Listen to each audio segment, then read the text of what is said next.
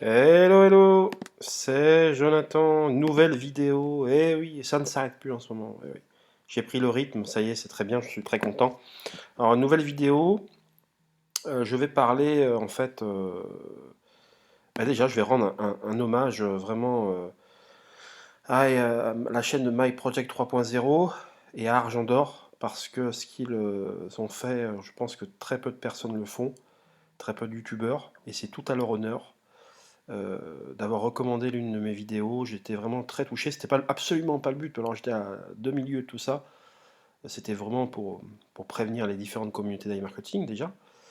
C'était par pure bienveillance, hein, comme l'indique le nom de la chaîne d'ailleurs. Mais je m'attendais absolument pas. Alors je ne vais pas parler de succès parce que c'est avec le temps qu'on parle de succès. Mais je m'attendais pas à cette montée en puissance, je dirais soudaine, due et essentiellement due à My Project 3.0. Donc déjà, je te salue à nouveau. On l'a déjà fait en privé, mais vraiment, c'est remarquable et je suis absolument pas étonné que tu réussisses à ce point-là. Donc je rappelle près de 10 000 personnes dans sa chaîne qui le suivent vraiment très régulièrement.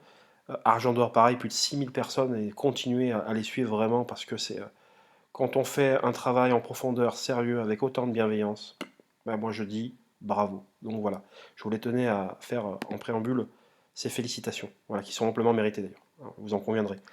Donc, on va commencer avec une vidéo, je parlais que de ça.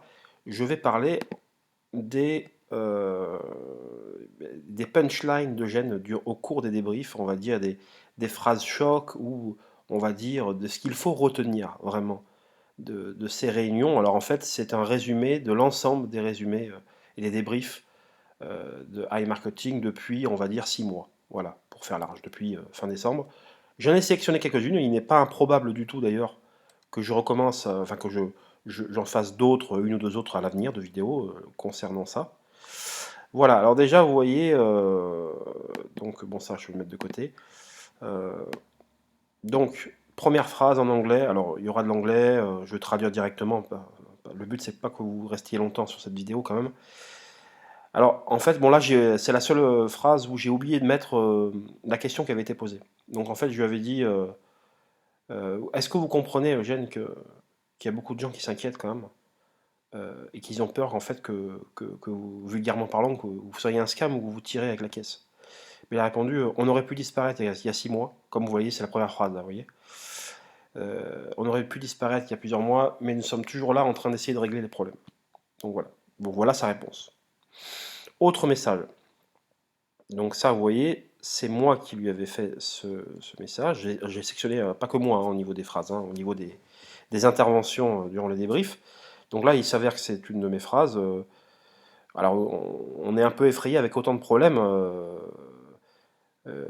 vous pourriez prendre la décision d'arrêter tout ça, d'arrêter le business. Vous nous avez dit il y a un mois que vous reportiez peut-être enfin que vous allez reporter le meeting au 23 janvier. Donc peut-être que vous savez déjà que vous nous cachez un peu les faits et que ça prend et qu'en fait vous avez reporté du 23 janvier au mois de juin et qu'en fait votre intention finalement, enfin vous savez que vous n'êtes pas prêt de reprendre de sitôt. En fait, c'est le message que j'avais dit. À ce moment-là, je rappelle qu'il devait y avoir lieu, il devait y avoir un- une rencontre à Dubaï fin janvier et en fait il venait d'annoncer justement que ça devait, c'était reporté au mois de juin. Et moi, je lui dis, bah, écoutez, en gros, si vous avez reporté au mois de juin, c'est que peut-être vous avez votre idée derrière la tête et vous savez que pour résoudre ces problèmes-là, ou pour scammer, diront d'autres, eh bien, ça va prendre, bah, il faudra jusqu'au mois de juin pour résoudre au moins les problèmes. Voilà. Et là, ce à quoi il m'a répondu, euh, ça va vous faire rire, c'est pour ça que je parle de punchline, parce que là, pour le coup, c'en est une. Bah, peut-être que demain, un astéroïde va atteindre la planète, et je suis juste en train d'attendre l'apocalypse. Donc, euh, n'ai-je pas le droit de vous parler des mauvaises nouvelles? Est-ce que c'est votre prochain vœu, bon, prochain souhait? Et là, il me répond plus sérieusement, je vous donne une estimation que j'ai de l'équipe technique. J'espère que ces estimations est correcte et qu'on fixera tout ça et qu'on réglera ça assez rapidement.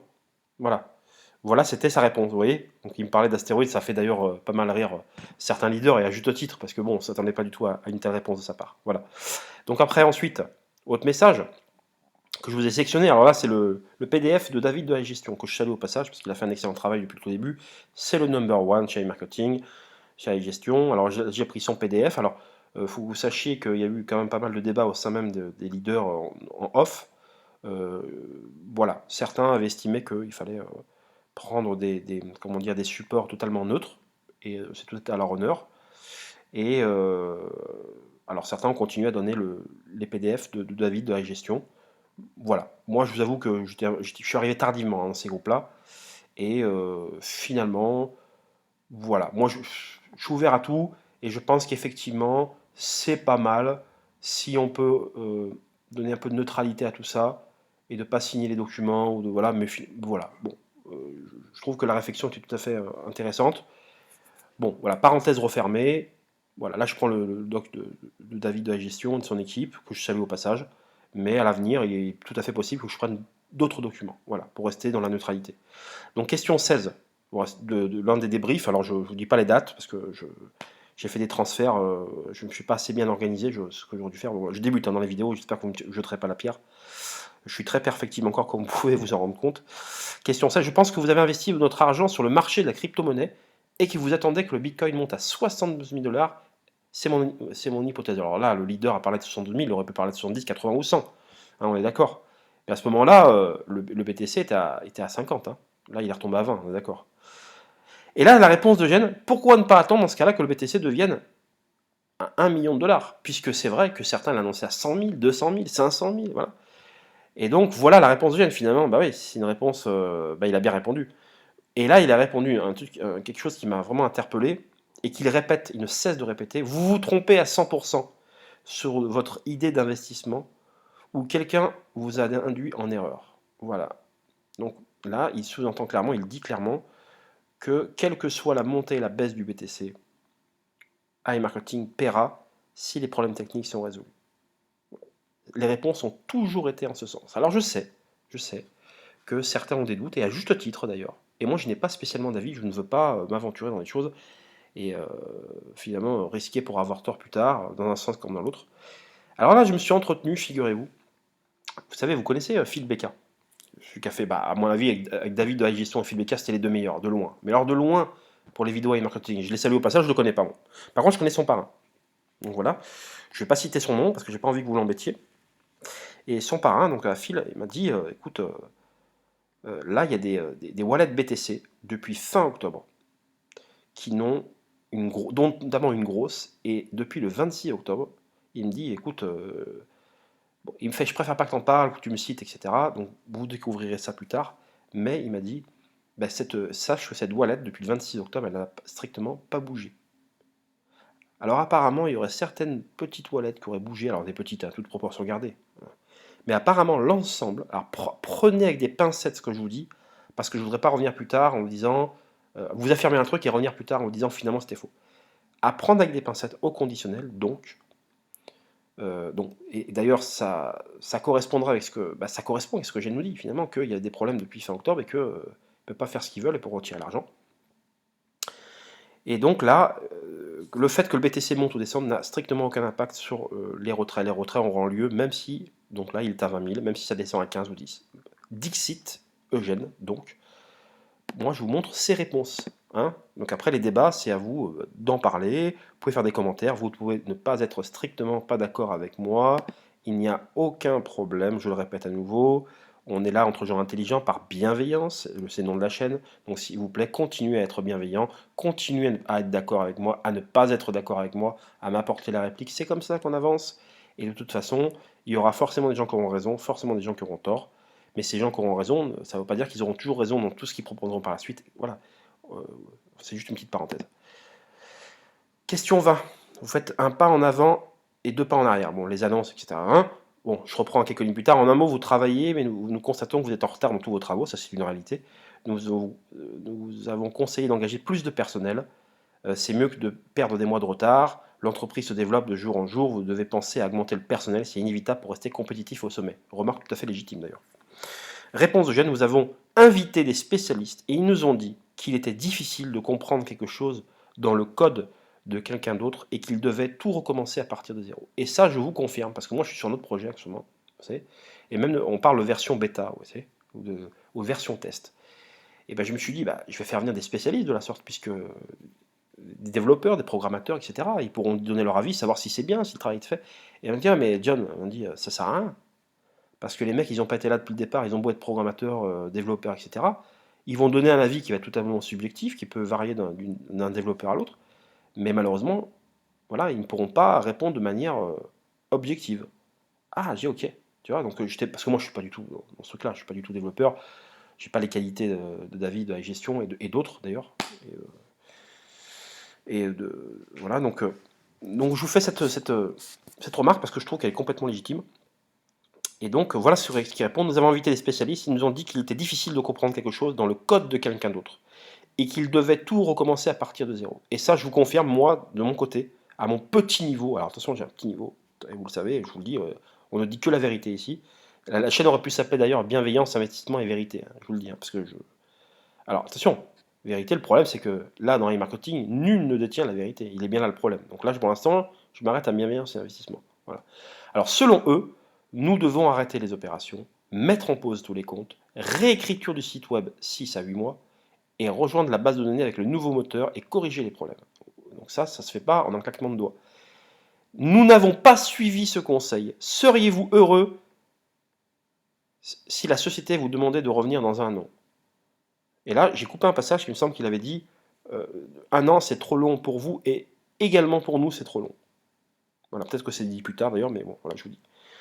Donc, vous n'êtes pas sans savoir que depuis fin avril, depuis 20 avril, donc depuis 2 mois, et 2 gros mois, il n'y a plus de réunions. Hein, et allez savoir s'ils sont tout simplement pas en train de soit de faire une réécriture du site web, comme leur avaient suggéré justement les spécialistes, et qui finalement ils se sont rendus compte qu'ils avaient raison, mais que du coup ils ont commencé à faire les choses en retard parce que ils pensaient à vous, à nous, à nos retraits, etc. Ils voulaient d'abord régler cette histoire de retrait et ensuite partir peut-être sur une réécriture du site, etc. Mettre en pause tous les comptes, etc. Voilà. Et là, du coup, ça pose interrogation. Alors, le problème, c'est que des suppositions. On n'a pas de nouvelles depuis 2 mois. Et je pense que cette question méritera d'être posée, bien évidemment, au prochain débrief. Espérons-le, qui est annoncé le 5 juillet, espérons-le qu'il ait lieu celui-là. Voilà. Voilà, mais c'est pour vous dire que, voilà, moi j'aime beaucoup sa réponse, en tout cas. Voilà. Après, libre à vous de communiquer ce que vous voulez. Alors, question d'Ibrahim Diallo, qui, je le rappelle, fait partie des leaders. Donc, can you show me evidence of the problems you have with some aggregators? We need proof to calm our partners down with the constant reports because it's very disappointing. Okay? Alors, pouvez-vous nous montrer des preuves des problèmes que vous rencontrez avec les agrégateurs? Nous avons besoin de preuves pour calmer, tranquilliser nos partenaires, et parce qu'avec vos reports successifs, c'est très décevant. Regardez la réponse de Jeanne. Alors, certains l'ont vu cette réponse par le passé, mais comme tout le monde la part dans toutes les directions et tout, une piqûre de rappel ne fait jamais de mal, la preuve en est. Alors il répond, yes, but I won't. I will show you the letters from the aggregators and what shall happen next. User from the copies of those letters will go to aggregator support asking for money and proof of something else. We will get all your account banned after that. No thanks. Alors, je recommence ce qu'il a dit en français. Pouvez-vous nous montrer des preuves comme quoi vous travaillez avec les agrégateurs? Nous avons besoin de calmer nos partenaires, nos downlines, parce qu'avec vos constants reports, tout devient très décevant et tout le monde s'énerve, entre guillemets. Voilà. Oui, mais je ne le ferai pas. Je les ai, ces preuves, mais je ne le ferai pas. Je vous montrerai donc ces documents des agrégateurs, et qu'est-ce qui se passera après? Les utilisateurs de ces copies, donc vous, moi, les downlines, donc les utilisateurs prendront ces copies de ces lettres, et après iront voir le support des agrégateurs, en leur demandant pour l'argent et des preuves de quelque chose d'autre, et après ça n'en finira jamais. Et nous aurons tous nos comptes bannis après ça. Non merci. Donc voilà, je dis ça, je montre ce document parce que quelqu'un est venu m'interpeller dans l'une de mes vidéos, et je lui ai répondu à peu près ce qu'il a répondu là. J'ai retrouvé ce passage-là. Donc voilà la réponse qu'il avait portée. C'est toujours intéressant à savoir. Voilà. C'est bien. Et effectivement, il se préserve. Vous savez, c'est un très très gros business, le marketing. C'est certainement le dropshipping 3.0. Je pense que jamais un business n'a généré autant de centaines de millions de dollars, voire des milliards. Jamais, je pense. Franchement, hein. Je pense qu'on est à des centaines de millions de dollars. Alors là, qui vont me dire des dizaines de millions, là qui vont me dire des milliards. Bref, il n'y a pas un qui arrive à sa cheville, on est d'accord. D'ailleurs, je rappelle à ce titre que le site alexa.com, qui fait un site de référencement pour savoir à combien ces sites sont visités, et par rapport à, et il fait un comparatif avec tous les autres sites internet. Je rappelle que quand même iMarketing au bout d'un moment était au top 300 des sites les plus visités dans le monde. C'est juste énormissime. Top 300 des sites les plus visités dans le monde. Ils étaient devant des sites comme Adidas ou Nike. Il en dépassait l'un des deux. Il était en termes de fréquentation après Binance et style, il était avant le plateforme numéro 2 qui est Coinbase, etc. Un truc de folie, hein. Devant tous les sites de clubs du monde, alors que tout le monde sait qu'il y a près d'un, il y a un supporter sur deux, enfin une personne sur deux s'intéresse au foot dans le monde. Vous voyez, c'est de la folie. L'ascension fulgurante qu'a connue iMarketing. Vous voyez. Donc je vous parle de ça parce que et donc ils se doivent de se préserver. Ils se doivent de ne pas dire qui ils sont vraiment parce qu'ils sont attaqués de toutes parts. Attaqués par les hackers déjà. Dieu sait qu'en Ukraine, il ne manque pas de hackers, c'est les meilleurs hackers au monde. Alors il y en a d'autres, hein, mais bon, les Ukrainiens, les Russes, ils sont réputés en tant que tels. C'est ceux qui font sauter les systèmes de sécurité dans les hôpitaux en France et en Europe, dans le monde. Et après, ils réclament des rançons, vous savez, en bitcoin, etc. Vous avez vu des reportages à la télé sur ça. Bon, entre autres, hein, on pourrait en dire davantage. Bon.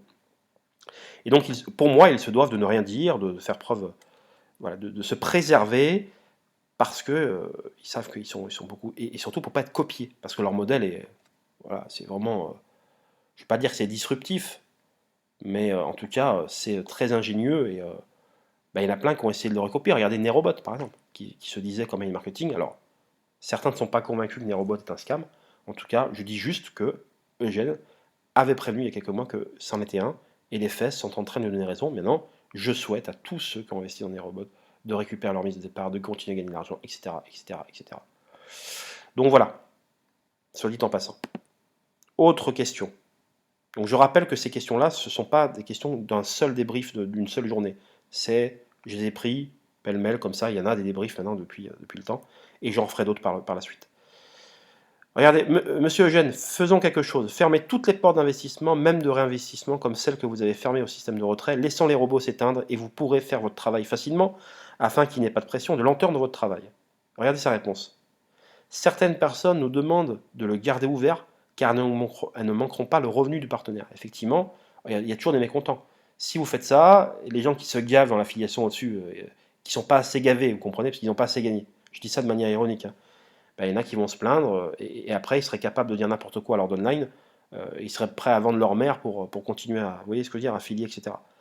Donc pour calmer ces personnes-là, parce que finalement c'est le gros du réseau, eh ben, ils ont laissé maintenu ouvert. Après, bien sûr, on peut critiquer, on peut pas être d'accord, on peut dire qu'il dit ça, ça l'arrange, on peut le dire, bien sûr, bien sûr, bien sûr. Je suis en train de vous donner sa réponse. Et là, il a dit, je vérifierai auprès de l'équipe technique si cela a quelque chose à voir avec la vitesse. Et ça, vous voyez, c'est bien de reprendre et de relire les débriefs, les comptes rendus, parce que ça, je ne crois pas qu'il en ait reparlé par la suite. Et vous voyez, c'est important que je fasse cette vidéo, parce que j'en ferai d'autres du même type, et après, j'en ferai une autre avant les débriefs, pour vous interpeller, pour vous faire participer à toutes ces réunions de manière indirecte, parce que c'est vous, je vous interroge vous pour poser ces questions, que vous me les donniez 1-2 jours avant le début du débrief, et comme ça vous participerez, et on sélectionnera, vous et moi, on fera participer Argent d'Or, on fera participer euh, Mike Project 3.0, parce que c'est normal, hein, ils sont en première ligne, hein, c'est eux qui m'ont aidé à commencer à me faire émerger, donc tout le mérite leur en revient. Ils feront participer leur communauté et on participera tous ensemble, si vous en êtes d'accord. Alors, autre question. How long will it take for your team to create your own aggregators? Alors, réponse. Alors, je le dis traduit directement. Combien de temps ça prendrait à votre équipe pour créer votre propre agrégateur? Et ça, c'est David de la gestion qui a posé la question. Ça prendra trop de temps. Alors, je traduis directement, hein. Et c'est pour ça qu'on n'a pas pris cette solution-là. On essaye de résoudre les problèmes existants. Créer son propre agrégateur peut prendre jusqu'à 1 an et personne, y compris nous, n'a cette patience-là. Vous voyez, en fait, c'était ce que je vous disais, je pensais que c'était à la question précédente. C'était pour, vous voyez. Donc en fait, il y avait cette solution, elle existe toujours. Et sachez que quand bien même, et ça c'est très important ce que je dis là, et ben il y a tout qui foirerait, que au niveau de l'argent, etc. Je pense que ça, ils repartiront sur un nouveau truc avec leur propre agrégateur. Ils n'auront plus d'emmerde par la suite. Alors après, ça sera cette histoire d'argent bloqué. Alors, je rappelle que l'an dernier, à pareille époque, quasiment à un mois près, il y a Roskomnadzor, donc c'est un peu un agent russe qui contrôle un peu les finances en Russie, avait bloqué les fonds d'e-marketing des précédentes campagnes, ça remonte à un an quasiment, et qu'ensuite c'est redémarré fin août, ça a duré jusqu'à fin octobre, donc ça a duré 2 mois, après les problèmes rencontrés cet été. Donc c'est reparti, hein, fin d'été, et ça a duré 2 mois. Et donc après, c'est reparti, bah, vous savez, avec le fonds Protect, etc. Donc la plupart d'entre nous sont déjà remboursés, certains d'entre vous toujours pas, mais en tout cas, les 22% et demi sont toujours à l'ordre du jour pour récupérer les fonds bloqués de notre ancienne campagne. Donc en fait, iMarketing s'est assis, je le rappelle, sur la moitié de leurs fonds propres, donc la moitié c'est 22% et demi de leurs 45, pour pouvoir nous rembourser. Ce qui est quand même un signe qui prouve qu'ils veulent pérenniser leur activité et qu'ils ne veulent pas frustrer les gens. Voilà. Autre question. C'est très intéressant, hein, moi je trouve, hein, de faire ces vidéos-là. Bonsoir Eugène, aujourd'hui je suis sûr que tout le monde s'attendait à l'annonce du retour des retraits après la réunion de 13 janvier. Vous nous avez confirmé la date du 22, tout le monde dans les chats a célébré la puissance de l'entreprise. Les leaders nous croient vraiment et apprécient votre travail. Merci pour le soutien. Et regardez ce qu'il répond. J'ai sélectionné ça parce que ça paraît être une question bateau. J'en ai moi-même depuis longtemps marre de trouver des excuses de briefing en briefing. Alors je sais qu'il y en a qui vont faire de l'humour avec ça, ils vont dire ouais, il n'y a que ça. Et là, ça date de mois de janvier, on est 5 mois après, il y a toujours des problèmes. Effectivement, mais vous avez raison, hein, ce que vous dites, les gars. On ne dit pas le contraire. Hein. Mais ça expliquerait pourquoi, en fait, Eugène, bah, il fait plus de débrief parce qu'il en a marre de revenir tous les 15 jours et il sait qu'il va faire des déçus, des déçus, des déçus. Mettez-vous à votre place. Vous avez un business qui marche, qui a marché, qui a eu des difficultés, qui est revenu, qui a chaque fois.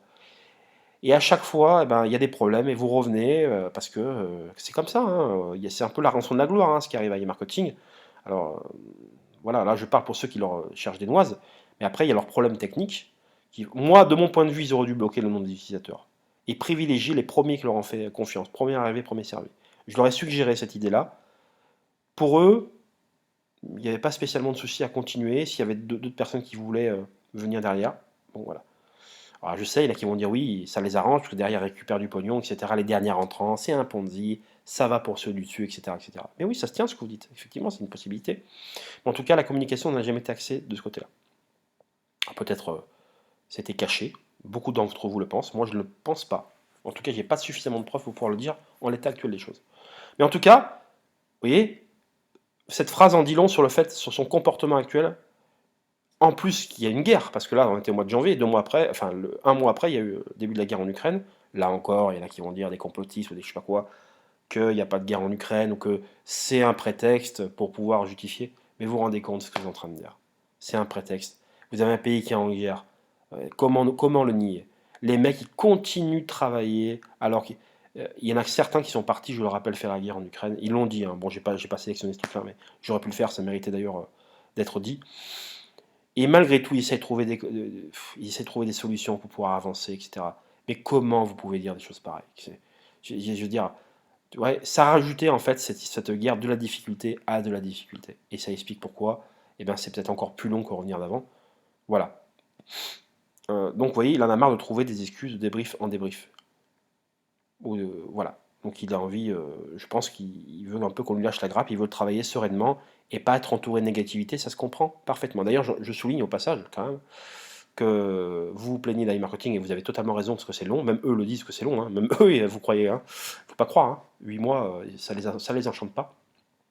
Mais si vous saviez le nombre de projets où il y a eu du retard, mais un retard considérable, et je tairai les noms, parce que certains d'entre eux se disent éthiques, se disent ci, se disent ça. Quand je dis se disent, je n'ai pas la preuve que c'est vrai, que c'est pas vrai. Attention, je ne fais pas des sous-entendus mal placés. Mais ce que je veux dire, c'est que tout a pris du retard. C'est impressionnant. D'ailleurs, tout le monde pense aussi que c'est dû au fait que le BTC, l'Ether, ont vraiment chuté dramatiquement là, depuis quelques mois. Hein. C'était divisé par 3, hein, en grosso modo. Et donc, certains donnent cet argument-là. Alors, vous avez vu que que Eugène, lui, ne l'entend pas de cette oreille, mais après, voilà, il y a eu du retard dans tout. Donc, bah, y compris dans l'e-marketing, malheureusement, ça n'a pas dérogé à la règle. Par contre, je me méfierais quand même de pas mal d'autres opportunités, mais ça n'engage que moi. Voilà. Ce serait bien de faire plus de débriefing au cours des prochaines semaines, mois, afin de rassurer nos équipes qui sont contrariées. Ça, c'était une question que j'avais posée moi, je me rappelle. Et il m'a dit quoi? Dès que les opérations seront revenues à la normale, tout le monde sera rassuré. Et d'ailleurs, les débriefs seront dès lors beaucoup plus réguliers. On pourrait passer à un débrief toutes les semaines, 15 jours, au lieu de tous les... là, pour là, bien sûr, il n'y a que des problèmes. Donc, mais là, bon, comme je le disais la dernière fois, c'est Eugène lui-même qui est venu reporter la réunion au 5. On espère qu'elle aura définitivement lieu. Voilà. Je ne vais pas trop m'attarder là-dessus. On va aller un peu vite quand même. Alors, je vous rappelle, ça c'était des points qu'il avait évoqués dans ses préambules de l'une de ses débriefs. Voilà. Vous savez qu'il commence par évoquer des points et ensuite on pose des questions. Donc là, des travaux sont toujours en cours pour optimiser les bases de données et mettre en œuvre la mise en cache des données. Nous exécutons des scripts sur le site web, notre site peut être surchargé à ce moment-là. Si vous voyez des zéros sur votre compte, ou si le site web ne répond pas, ou s'il y a d'autres sites indiquant que le site web est lent, veuillez ne pas changer de page, ne pas changer de langue, ou ne pas activer de certificat cadeau, ou de transférer des primes de INB à ce moment-là. Bon, ça, on les primes en ce moment, on sait qu'on ne peut pas faire de transfert, ça ne marche pas. Mais pourquoi je vous montre ça? Parce qu'il y a eu des problèmes là il y a un mois et demi, et que certains disaient qu'ils faisaient des ventes à perte, qu'ils perdaient de l'argent. En fait, c'était un problème d'affichage, un bug d'affichage. Et vous voyez, certains d'entre vous m'évoquent depuis une semaine là qu'ils ont à nouveau ces problèmes-là. Bien évidemment, voilà. Donc l'explication, elle est toujours là-dedans. Il faut toujours, au lieu de crier chaque fois de vous plaindre, etc., reconsulter. On vous a fait ce travail-là, des comptes rendus, c'est pour les relire dès lors qu'il y a un problème, parce qu'on peut les retrouver, ces problèmes, on peut les relire. Voilà, il y a une optimisation de base de données et la mise en cache des données. Voilà, des exécutions pardon, de scripts, donc des problèmes d'affichage, des bugs qui s'expliquent parfaitement. Et ne vous inquiétez pas, il y aura toujours un retour à la normale. Donc je dis ça parce que certains, là, évoquent ces problèmes-là. On est encore venu m'interpeller sur ma chaîne YouTube il n'y a pas longtemps. Alors, point 5, n'insultez pas les opérateurs du service d'assistance. Si vous n'êtes pas satisfait de leur réponse, ils ne peuvent pas changer les décisions de la direction et essaient seulement de vous aider. Là, ils défendent tout simplement ceux qui travaillent au support. Voilà, parce que finalement, les décisions, c'est Eugène et sa garde rapprochée qui les prennent et pas le support. Ça, c'est pas logique, mais c'est bien de le dire. Et tous ceux qui insulteront le support, que ça sert à rien, ça ne fera pas avancer les choses, tous ceux qui feront des lettres de menaces, des intimidations, tous ceux qui vont s'adresser aux agrégateurs, ou faire des menaces, et ben ça va se retourner contre eux, contre iMarketing, contre nous-mêmes, contre tout. Et ces gens-là ne rendent service à personne. Voilà, je tiens à le dire, c'est très important. D'ailleurs, il parle, vous voyez, de page 16, de conditions d'utilisation en bas. Ça, il faudrait que je me penche là-dessus, ça pourrait même faire l'objet d'une vidéo, si certains d'entre vous veulent la faire, avec grand plaisir. Alors, bon, ce point-là, je vais en parler plus tard. Vous voyez là, je suis en train de me... J'en parlerai plus tard, c'est par rapport à la guerre en Ukraine, etc. Parce que sinon la vidéo va être trop longue. J'en parlerai au cours d'une prochaine vidéo. Question 16. Les partenaires demandent combien de temps devons-nous attendre les retraits? Parce que les partenaires continuent à vouloir parrainer de nouveaux partenaires, mais depuis que les retraits ne sont pas possibles, les gens n'y croient pas. Que répondre à mes partenaires? Très bonne question. Ben, répondez que si on voulait s'enfuir avec de l'argent, on se serait enfui depuis très longtemps. Il n'y aurait pas eu besoin de briefing, de travail sur le site internet. Et là, vous allez me dire, ah mais tu vois, il n'y a plus de briefing, ça y est, ils sont en train de se casser. Il n'y aura pas eu besoin de briefing, de travail sur le site internet. Et de travail sur le site internet, il y en a. Et une communication minimale pour les débriefs, il y en a. Malheureusement, on aimerait qu'ils communiquent davantage. Bien sûr, ils disent rien, on reporte à telle date. Mais au moins, ils disent pas que ils se cassent, ils disent on reporte. Je sais bien, c'est la mentalité russe, ukrainienne, on la déplore tous. Moi, je n'aurais jamais fait comme ça. Personne des leaders n'aurait fait comme ça, ni même l'un d'entre vous n'aurait fait comme ça. Mais c'est leur mentalité, c'est comme ça. Et malheureusement, ben, on est tous logés à la même enseigne. On doit s'armer de patience. Voilà. Mais en tout cas, ce qui est intéressant, c'est qu'ils travaillent toujours sur le site internet. J'ai encore parlé à David il y a quelques jours, et qui me l'a confirmé. Il y a toujours des avancées. Vous le voyez d'ailleurs, parce que les bugs d'affichage avaient été résolus. Bon, il y en a encore. Tout le monde pensait que les robots travaillaient à perte, ce n'était pas le cas. vous générez toujours des cashbacks, voilà, qu'ils apparaissent. Donc tous les jours, ça vient alimenter votre cashback disponible qui augmente. Je dis ça parce que vous savez qu'il y a rien qui avait posé une question aussi, je n'ai pas réussi à la retrouver. Il a dit, en gros, le cashback qui s'affiche, finalement, c'est de la poudre aux yeux. Mais pas dans le sens on ne peut pas retirer. C'était pas tourné cette question-là. C'était pour dire, euh, c'est de la poudre aux yeux parce que si ça se trouve, cet argent, ben, les agrégateurs l'ont toujours. Et en fait, Eugène avait répondu, et ça c'est très important ce que je dis là, si la somme que vous voyez là, c'est une somme qui a été validée et payée par les agrégateurs. Dès lors que c'est affiché dans vos comptes, c'est que ça a été payé. Voilà. Ce n'est pas de l'argent bloqué. Donc au retour des retraits, cet argent-là, théoriquement, si on suit les réunions de Gênes, il n'y aura pas de... en tout cas pour le cas précis, ce cas en question, il n'y aura pas de fonds de protection ou quoi que ce soit. Je sais que tout le monde évoque cette rumeur-là, mais normalement, Eugène a toujours répondu l'inverse. Question 18. Avez-vous des mots à dire pour tous ceux qui douteront de votre retour? Combien d'années pensez-vous que l'entreprise peut encore durer? Intéressant. Pour ceux qui ont des doutes, la chose la plus simple à faire serait de désactiver le site web et de partir avec l'argent. Tout fonctionnera tant que l'équipe est là pour réparer tous les problèmes. Le site est encore là, il y a toujours de l'argent qui tombe sur vos cartes vertes, vos cashbacks en cours qui deviennent disponibles. Vous voyez, l'équipe est encore là, même si elle manque de communication, effectivement. Voilà. Mais ils n'ont pas désactivé le bouton, comme l'ont fait d'autres sites qui se sont tirés avec la caisse, qui sont en train de faire peut-être Nerobot. Il y a de bonnes chances qu'ils sont en train de faire ça, on ne sait pas. Ce qu'on fait Impero Solutions, ce qu'on fait Mirolex, ce qu'on fait Rostec, et je pourrais citer, alors je ne vais pas faire de la pub, mais ça c'était des vrais scams en puissance. D'ailleurs c'était très opaque. Alors vous me direz, ça reste opaque avec marketing et vous avez raison.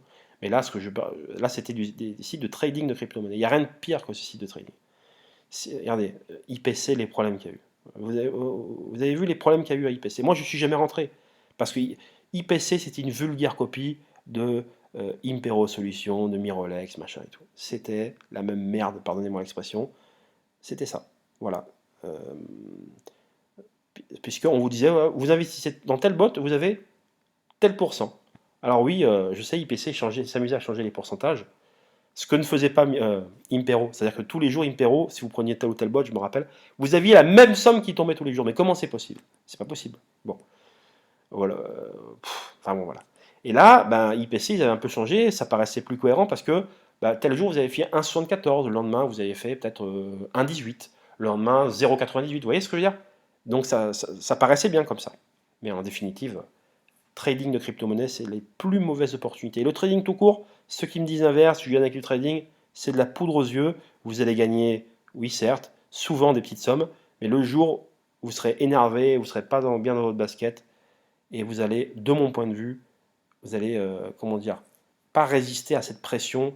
Il y a toujours des jours où on est moins bien que d'autres, et vous finirez par perdre votre argent avec le trading. C'est mon avis, personne ne me fera changer d'avis là-dessus. Voilà, je donne mon opinion. Enfin, bonsoir Jeanne, merci pour votre travail. J'ai une question à savoir si l'argent sera reversé sur le solde de la carte pour paiement une fois le processus terminé. Comme cela a été dit lors du briefing précédent, sans aucune restriction. Alors, réponse 1, sur le cashback disponible. Donc ça, c'était pour ce que l'argent qu'ils nous devaient, où c'est qu'ils allaient le reverser? Sur le cashback dispo. Et réponse 27. Donc, réponse 2, nous ne prévoyons aucune restriction de retrait. Vous voyez, ça c'est pour tous ceux qui disent il y aura un fonds Protect, il y aura ci, il y aura ça. Ils ne prévoyaient toujours jusqu'à donc ce début d'année aucune restriction de retrait. C'est important de le dire. C'est la communication officielle. Et si d'aventure ça venait changer, on leur dira oh, vous nous avez dit que c'était il n'y a pas de restriction. Mais jusqu'à présent, ils ont toujours été cohérents. On peut dire je n'y crois pas, mais vous ne pouvez pas dire que les propos ne sont pas cohérents. Voilà. Mais cohérent ne veut pas dire sûr. Vous voyez, cohérent, en mathématiques, tu peux partir d'un mauvais truc, mais être cohérent jusqu'au bout. Tu as été cohérent, mais sauf que tu t'es planté parce que tu es parti d'un mauvais postulat. Tu vois. Mais voilà, là, ce que je veux dire, c'est qu'il a été cohérent de A à Z, ce qui ne veut pas dire, je le répète, que il y a une possibilité qui nous roule, bien sûr, dans la farine depuis le début. Mais pour l'instant, une chose est sûre, c'est que c'est mené de main de maître. Pour moi, c'est trop. Voilà, pour moi, c'est trop sincère pour que ça soit un scam. Je pense que les réponses sont vraiment des réponses sincères. Voilà, voilà, moi, c'est mon ressenti. Le ressenti d'un leader qui participe régulièrement à des débriefs. Vous pourrez certainement trouver d'autres leaders qui vous diront l'inverse. Voilà, je ne discute pas avec eux, moi, j'ai besoin de personne pour me forger mon propre opinion. 30, question 30, l'entreprise sera-t-elle en mesure de répondre à la demande si le montant du retrait est trop important? Y a-t-il une limite de retrait si les investisseurs retirent massivement en masse? Ça, cette question-là, plusieurs d'entre vous vous sont posés, et on a beau avoir donné des réponses, mais à chaque fois, il y a les mêmes doutes qui reviennent. Alors la réponse est, nous prévoyons d'utiliser uniquement la crypto, afin de pouvoir traiter tous les volumes. Uniquement la crypto, tous les volumes. Vous savez qu'il n'y a pas de limite de montant lors de transfert pour la crypto. Et ça, c'est vrai. Par contre, je sais qu'en banque, par exemple, une banque traditionnelle, alors je sais que la situation des banques est calamiteuse. Pour moi, il faut, enfin, dans la mesure du possible, retirer son argent en banque, mais ça n'engage que moi. Eh bien, je sais que moi, dans les banques, vous ne pouvez pas faire plus de tant de virements par jour. Voilà. Demain, vous devez payer plein de fournisseurs ou quoi que ce soit. Si vous dépensez le quota de nombre de transactions par jour à envoyer, ben, ces trucs-là sont reportés au lendemain, au surlendemain, surlendemain. C'est comme si marketing, si vous payez par banque, vous imaginez demain, il y a 4 millions de personnes qui veulent retirer sur marketing, mais 4 millions, c'est impossible. Alors que crypto, tout est automatisé, vous l'avez vu, hein. Il y en a qui, peut-être, je sais pas, peut-être 100 000 demandes par jour, franchement, hein, à l'époque. Elles arrivaient toutes sur les portefeuilles. Donc, il vaut mieux ce système-là de crypto automatisé, et là, vous serez moins de chances de soyez déçus. Alors certes, c'est de la crypto, mais moi, je préfère la crypto. Allez, nous comprenons que l'entreprise est en difficulté à cause du fonds de protection. Je pense que ce serait une solution de proposer 10% au lieu de 22,5%, etc., etc. Beaucoup de personnes sont prêtes à faire ce sacrifice pour faire perdurer l'entreprise. Merci, mais le problème n'est pas l'argent pour le moment. Nous procédons selon le plan. Le plan que vous pourrez retrouver, bien évidemment, si vous téléchargez les documents de débrief. Vous voyez, le problème n'est pas l'argent. Alors, bien sûr, ensuite, l'argent est long. Hein. Voilà. Le problème, c'était les agrégateurs. Donc, et je répète que si les ventes sont validées, que vous voyez votre cashback, c'est que cet argent a été récupéré. Voilà. En tout cas, c'est comme ça que je le comprends. Dernier document, question 12, vous voyez, d'une autre journée. Bonjour Eugène, tout Internet claironne, fanfaronne que vous êtes une arnaque silencieuse et qu'à chaque fois vous voulez trouver juste une raison pour ne pas ouvrir les retraits. Donc ça c'est vrai qu'on peut se poser la question, il ne faut pas être naïf non plus. Hein. Mais nous croyons fermement que vous finirez par corriger toutes les erreurs et nous permettre de retirer, de nouveau développer cette entreprise avec vous. Vous ne savez pas combien nous avons confiance. Hein. Malheureusement, nos esprits s'amenuisent à chaque report. Et ça c'est vrai, c'est tout à fait légitime. Il dit, voilà, il a répondu, je suis désolé d'entendre ça. Beaucoup d'entre nous, collaborateurs, n'ont pas baissé les bras et vont travailler tous les jours pour justifier cette confiance. Donc, votre confiance. Voilà, mes chers amis, c'était tout pour aujourd'hui. Je vous souhaite une excellente soirée, pour ceux qui vont m'écouter ce soir. Et on se retrouve à bientôt pour de nouvelles aventures, nouvelles vidéos. Je vous dis à tous, ciao ciao, et merci encore pour votre confiance.